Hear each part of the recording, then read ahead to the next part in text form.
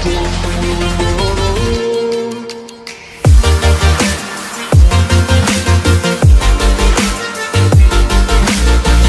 Tuhan, kita jumpa lagi dalam PHP Pemberi Harapan Pasti bersama saya Pastor Jumadi Setumea. Bapak Ibu yang dikasihi oleh Tuhan, mungkin di dunia ini kita memiliki rasa takut. Mungkin ada rasa takut kepada manusia, kepada hewan, ataupun kepada benda-benda yang lain. Nah, Alkitab mengajarkan kita suatu kebenaran firman Tuhan yang luar biasa di dalam Lukas 12 ayat ke-5. Firman Tuhan berkata, "Aku akan menunjukkan kepada kamu siapakah yang harus kamu takuti. Takutilah Dia yang setelah membunuh mempunyai kuasa untuk melemparkan orang ke dalam neraka. Sesungguhnya aku berkata kepadamu, takutilah Dia." Nah, kalau kita perhatikan kalimat ini, Yesus berkata bahwa takutilah Dia. Dia di sini adalah Allah itu sendiri. Dia di sini adalah Yesus itu sendiri. Itulah yang harus kita takuti. Nah, arti kata takuti ini bukan berarti kita harus gemetar, ketakutan yang luar biasa. Bukan.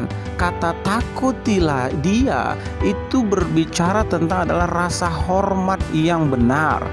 Itu adalah berbicara tentang sikap hati kita kepada Allah. Itu harus memiliki rasa hormat yang benar kepada Allah. Bukan kita sembarangan dengan Allah. Bukan kita suka-suka kita dengan Allah, atau kita asal-asalan dengan Allah. Enggak. Tapi kita harus memiliki sikap hati yang hormat. Kita menghormati Allah lebih dari yang lainnya. Nah, ini yang Yesus katakan di dalam Lukas 12 ayat ke-5 ini. Alkitab berkata, takutilah Dia, karena bukan hanya Dia bisa menghilangkan nyawa seseorang, tapi Dia juga berkuasa untuk melemparkan orang ke dalam neraka. Bapak Ibu yang dikasihi oleh Tuhan, kalau kita sadari bahwa hanya Yesus yang sanggup menghilangkan nyawa seseorang atau mencabut nyawa seseorang, bukan hanya sekedar mencabut, tapi Dia juga bisa melemparkan orang itu ke neraka. Nah, kita tahu kalau neraka itu adalah kesiksaan atau siksaan kekal yang mana kita nggak bisa lagi keluar di dalamnya. So, mari kita belajar untuk memiliki sikap hormat yang benar kepada Allah. Mungkin dalam tingkah laku kita sebagai orang Kristen, saya tidak anti dengan pernak-pernik benda, salib kah, anting kah, kalung kah dalam hidup kita. Tapi biarlah salib yang kita pakai itu terpancar dari sikap hidup kita yang memiliki sikap hormat dan takut kepada Allah. Dari perpakaian kita, dari bicara kita, dari penampilan kita, dari tingkah laku kita, semuanya kita memancarkan sikap hormat kita kepada Allah, sikap tunduk kita kepada Allah. Ini yang Tuhan mau. Bapak Ibu yang dikasihi oleh Tuhan, kita tahu bahwa kesempatan hidup itu hanya sekali di muka bumi ini, dan umur manusia tidak ada yang tahu. Kita menulis dengan jelas 70 atau 80.